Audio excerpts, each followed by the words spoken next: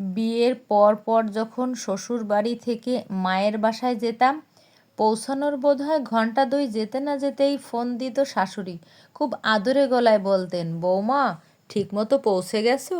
ভীষণ খারাপ লাগছে, বাড়িটা একদম খালি খালি লাগছে।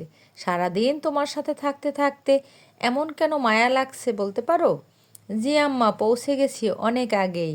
আমার আম্মুও তো খারাপ লাগে, একটা রাত অন্তত থাকি বললেও ভীষণ খুশি হতেন মনে মনে। তা থাক, মার তো খারাপ লাগবেই, তারপরও এটাই এখন তোমার নিজের বাসা। মাকে তো মেয়ে বিয়ের পর একাই থাকতে হয়। জি আম্মা, তা তো অবশ্যই।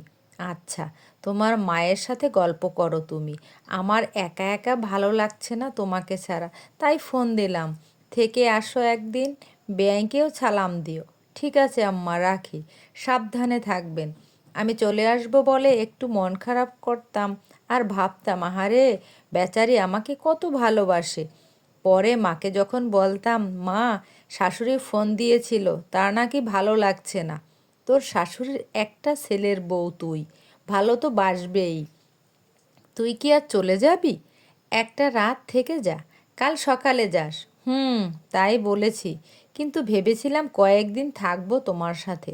শোন, এখন ওনারাই তোর আপন, যেহেতু ফোন করেছেন নিশ্চয়ই ওনার খারাপ লাগছে।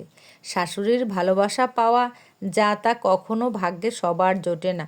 এই ভালোবাসার মূল্য দিতে শিখে নিস। কাল চলে যাস। আমিও মাথা নেড়ে সায় দিতাম, কারণ মুরব্বি মানুষটার জন্য আমারও খারাপ লাগছে। রাতেও আবার শ্বশুর শাশুড়ি ফোনে খোঁজ খবর নিয়ে আরও একবার আসতে বলতেন। মাকেও বলতেন, বেয়ান আপনার মেয়েটার জন্য খুব খারাপ লাগছে। আমার মাও বুদ্ধি করেই উত্তরে বলতেন, চলে যেতেই চেয়েছিল আপা, আপনারাই আমরাই একটা রাত জোর করে থাকতে বললাম। কিছু মনে করবেন না, কাল চলে যাবে। আমারও তো একটাই মেয়ে, মাঝে মাঝে থাকলে তো আমারও ভালো লাগে।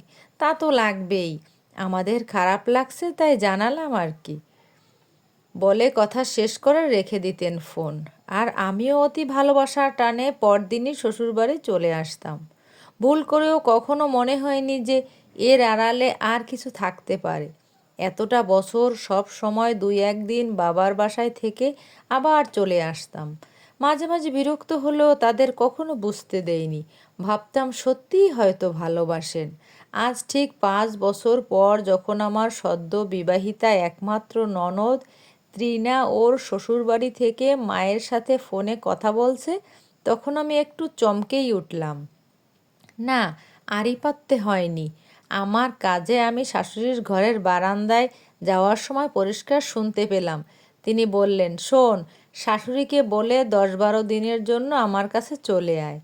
ওপাশ থেকে ত্রিনা কি বলছে শুনতে পেলাম না। তিনি আবারও বললেন, শোন, আসার পর শাশুড়ি ফোন দিয়ে ইমোশনালি ব্ল্যাকমেইল করবে। এটা নিয়ে মাথা ঘামাস না, তুই তো সব জানিস এগুলো। এমন একটু করতে হয়, ওসবে ভুলে গেলে চলে না। তুই তো আর বোকা না। আমার মনে হচ্ছে নিজের কানকে বিশ্বাস করতে পারছি না। তার মানে আমি এতদিন বোকা ছিলাম? আমি যে কথাটা শুনেছি সেটা বোঝানোর জন্য তার সামনে গিয়ে দাঁড়ালাম।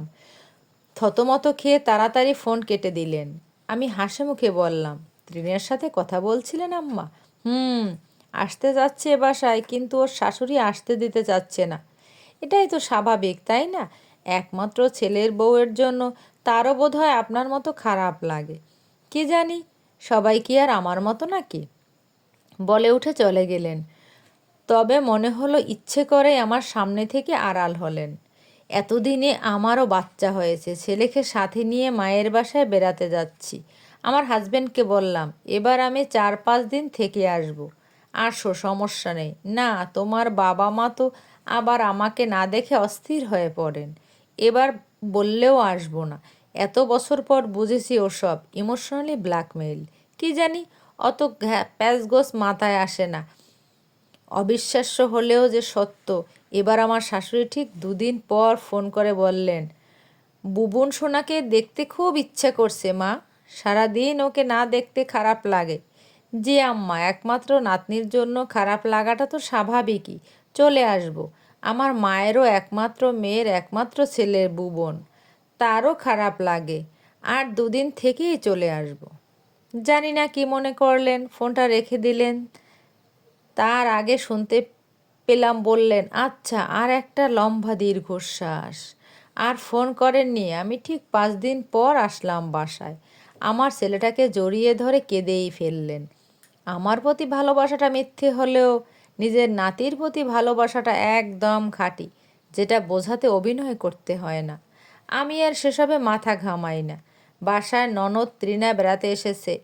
মা মেয়ে ভীষণ খুশি। আর ও বাড়ির গল্প যেন শেষই হয় না।